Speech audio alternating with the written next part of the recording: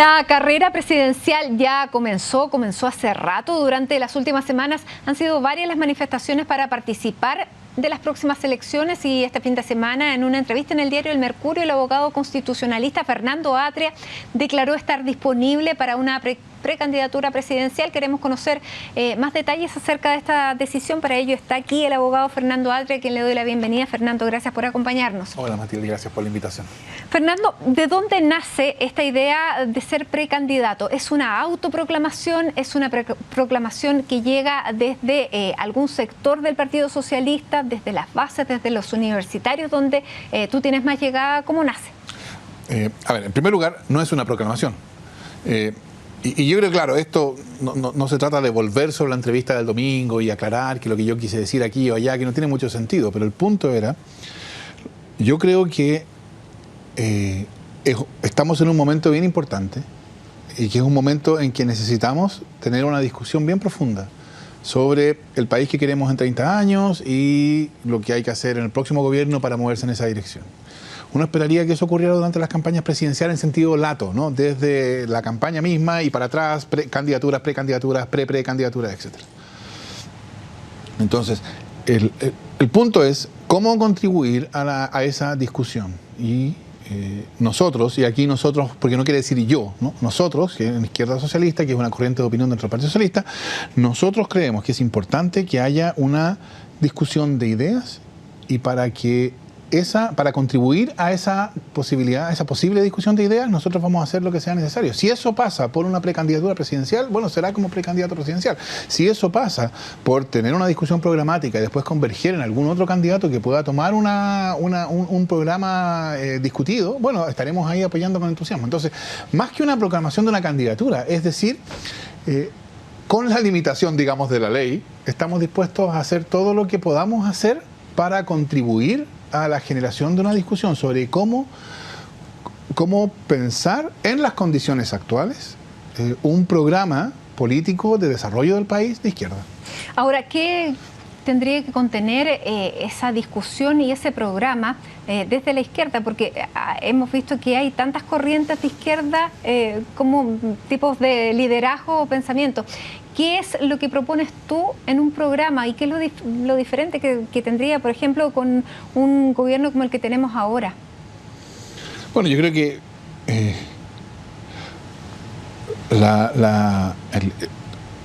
lo que el gobierno que tenemos ahora, por lo menos en cuanto a su programa, ha sido lo más de izquierda, en cuanto al programa, por lo menos, que ha habido desde 1990. Entonces, no se trata de que sea una cuestión completamente distinta de lo que hay, se trata de tomar del programa que llevó a Michelle Bachelet al gobierno, tomar las cuestiones que nosotros creemos que son y siguen siendo importantes, donde el avance ha sido insuficiente por distintas razones que después podremos conversar, y proyectarla hacia el futuro. O sea, ¿qué quiere decir tomarse en serio lo que en alguna medida está contenido en algunas de las decisiones que ya se han tomado en educación, que es que la educación no es una mercancía, es un derecho social, ¿no? ¿Qué quiere decir tomarse en serio que la educación es un derecho social?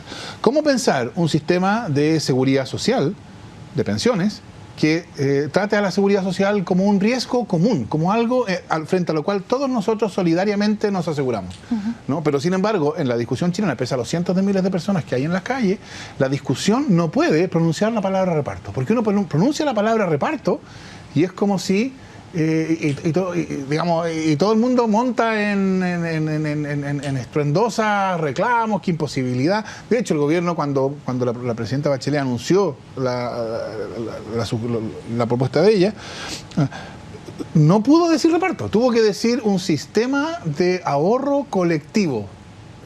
¿Qué es un sistema de ahorro colectivo? Es un sistema de reparto, ¿no? Entonces, se trata, por ejemplo, de tomar ideas como esta, derechos sociales. Derechos sociales, algo se ha avanzado, y yo creo que no es poco, y no es irrelevante, y no es cosmético, en educación escolar. Yo creo que la ley de inclusión fue un avance, pero yo no creo que se vaya a avanzar mucho en educación superior. Entonces hay una pregunta de cómo se continúa en la educación escolar y cómo se empieza a desarrollar en la educación superior. Después, ¿qué pasa con la seguridad social? ¿Cómo se puede pensar un sistema de seguridad social que sea solidario? Y después, el otro gran tema, que es que Chile necesita una nueva forma política y eso es una nueva constitución, y la única manera de tener una nueva constitución es a través de una asamblea constituyente. En fin, todos estos temas no son temas que nosotros hayamos descolgado del cielo, ¿no? Exactamente. Son temas que han estado dando vuelta y que yo creo que la incapacidad del sistema institucional, político institucional, de hacerse cargo de estas demandas es una de las cosas que explica la deslegitimación completa que hoy día sufre. ¿Y por qué la presidenta Bachelet no puede nombrar la palabra reparto a tu juicio y si tú la quieres tener contenida en un programa de gobierno? Porque yo creo que hay una cultura... Originalmente lo que había era un conjunto de reglas constitucionales, esta que yo llamaba trampas, ¿no? O cerrojos, ¿no? Había reglas constitucionales que evitaban que ciertas cosas se pudieran decidir. Esas reglas se nos han olvidado en su radicalidad, ¿no? Pero hasta el 2005 los que perdían las elecciones tenían mayoría en el Senado, porque el Senado estaba intervenido por senadores designados. El problema es que yo creo que lo que ocurrió fue 25 años de funcionar bajo esas reglas, hicieron que la neutralización ya no estuviera solo en las reglas, sino pasara a la cultura política. Exactamente, entonces, la porque cultura ya política había mayoría en ambas cámaras. Exacto, entonces llegan momentos en que, o sea, tampoco hay que olvidarse, tampoco hay que pasarse de revoluciones, porque resulta que había mayoría para aprobar la titularidad sindical se aprueba y el Tribunal Constitucional se encarga de echarla para atrás. O sea, el solo hecho de que haya mayoría tampoco implica que se puede, pero es verdad que llega un punto en que incluso en los casos en que se podría haber avanzado, hay como temor de avanzar. Y temor de avanzar porque avanzar es visto como si fuera aplanadora o como si fuera pasar por arriba del otro, aplastar al otro. Entonces, esa cultura política, diría yo, hoy día es el problema. Ahora, Fernando, tocaste el Tribunal Constitucional. Tú como constitucionalista, ¿ves en el Tribunal Constitucional una necesidad o uno de los cerrojos? No, yo creo que hoy día es un cerrojo. Ojo, eso no quiere decir que la única solución aceptable sea la radical eliminación del Tribunal Constitucional. No, hay muchas cuestiones entre medio que se pueden... Yo pensaría que un Tribunal Constitucional es una institución que no se justifica por razones que he latamente explicado en distintas publicaciones. Pero creo que en todo caso es posible pensar en un Tribunal Constitucional con el cual yo todavía estaría en desacuerdo, pero me parecería aceptable, menos que en vez de esto que tenemos nosotros, que es claramente un cerrojo. Esta posibilidad del Tribunal Constitucional de meter sus narices en el proceso de formación de la ley, interviniendo como si fuera una cámara, es algo que es inusual, que es poco común en el resto del mundo, porque lo que hace es politiza el tribunal y lo transforma en una cámara no elegida. Ahora, con esta disposición tuya a elevar una precandidatura, lo que tú estás poniendo sobre la mesa son estas ideas. Sin embargo, sobre la mesa lo que tenemos hoy son figuras de presidenciables, claro. No hemos tenido ningún hasta ahora programa concreto de ninguno de ellos, de los que se está postulando. Próximamente entiendo que Ricardo Lagos va a presentar un libro de cómo piensa el Chile para los próximos 40 años. Sin embargo, el libro todavía no lo conocemos. ¿Qué opinas de las candidaturas que están hoy sobre la mesa y qué pasa en tu partido donde han emergido ya, vamos en casi 4 presidenciables? A ver, primero la idea nuestra es poder tener una discusión de ideas, así que yo celebro que aparezca un libro con ideas y entonces habrá que leer el libro naturalmente y habrá que tomar una posición y decir estas ideas son buenas, malas, en fin, eso es una discusión. Ahora, pero tú a Ricardo Lagos lo mandaste a escribir sus memorias.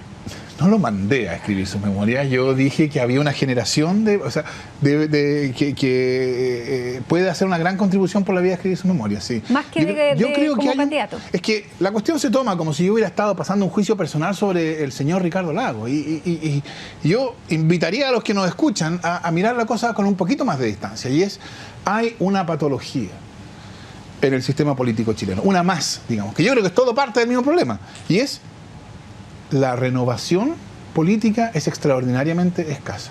Y eso en alguna medida nos dificulta la discusión, porque resulta que cuando uno mira para atrás y hace el arqueo de qué es lo que hay que mantener y profundizar y qué es lo que hay que cambiar, entonces resulta que los que hacen ese esfuerzo son los mismos que estuvieron haciéndolo en su momento. Entonces nadie puede ser juez en su propia causa, ¿no? Es mucho mejor que haya nuevas figuras que puedan cada cierto tiempo mirar atrás y proyectar ese adelante.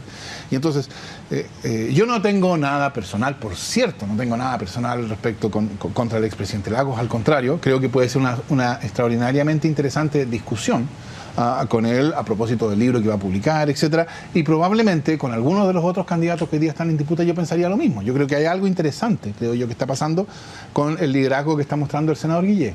que por ahora... Sin embargo, al senador Guillé le critican precisamente lo que tú estás diciendo, que no ha entregado ninguna propuesta en términos de programa, ninguna idea política. Lo calificaron incluso como un candidato irrelevante, inocuo. Sí, por eso lo que yo iba a decir era, por ahora es un liderazgo cuyo fundamento es principalmente negativo. Negativo no en el sentido de crítica, ¿no? Sino negativo en el sentido de que lo que lo hace atractivo es que él no es uno de ellos, de los políticos, no es un político, ¿no? Porque no, precisamente, ¿qué quiere decir no es un político? No es una persona que ha aprendido, o sea, con esto no estoy diciendo que sea verdad o no esto, no importa. Lo que lo hace atractivo no es una persona que ha aprendido acerca de cómo hacer política, desarrollando su carrera política bajo el sistema binominal por 25 años. Entonces, es alguien de quien se puede esperar, esa es la idea, de quien se puede esperar una forma de comprender la política que esté menos afectada por la república binominal. Yo creo que eso es lo que significa no es uno de ellos. Y entonces, claro, siendo uno de ellos. Bueno, es que en ese sentido es verdad que no es uno de ellos. Es decir, él no es una persona que ha desarrollado una carrera política extendida bajo el sistema binominal. Es una carrera política más bien reciente. Entonces, es verdad que todavía el paso de un liderazgo fundado en la negatividad, a uno fundado en la positividad de un conjunto de ideas, un programa, una discusión, etcétera, él no lo ha dado. Esperemos que lo dé.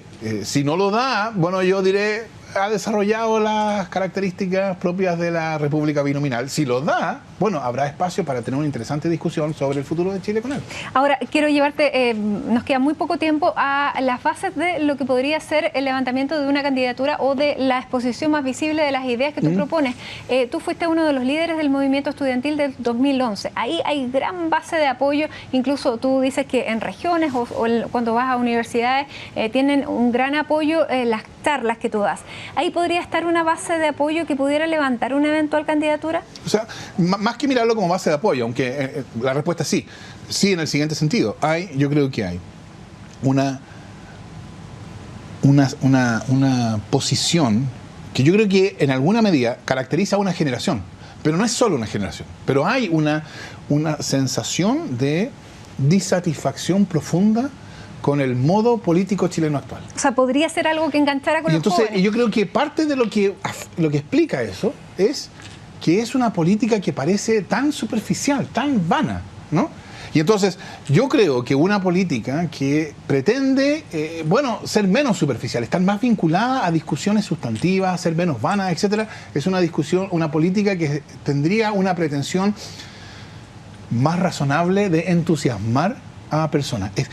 El fenómeno de que en un contexto de desencanto político, indiferencia, cinismo, pasa algo que logra entusiasmar a los que hasta el día anterior eran unos indiferentes, eso ha pasado en Chile, ha pasado en España, ha pasado en Inglaterra, ha pasado en Estados Unidos, en todos esos países que uno pensaría que son países que ya vienen de vuelta de la política, ¿no?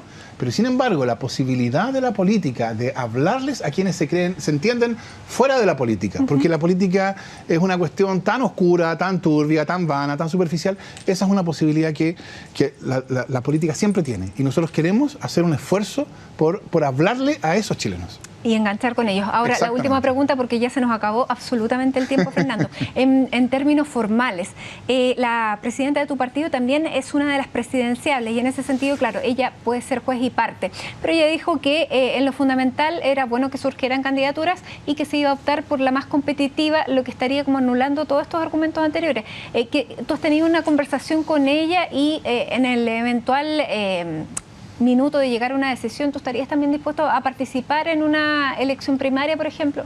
O sea, lo que yo entiendo cuando ella dice, yo he conversado esto con ella, yo creo que cuando ella dice la más competitiva, no está diciendo, eso no tiene por qué ser entendido en el sentido más estrecho e instrumental posible, ¿no? La que las encuestas de la semana anterior den como con más posibilidades.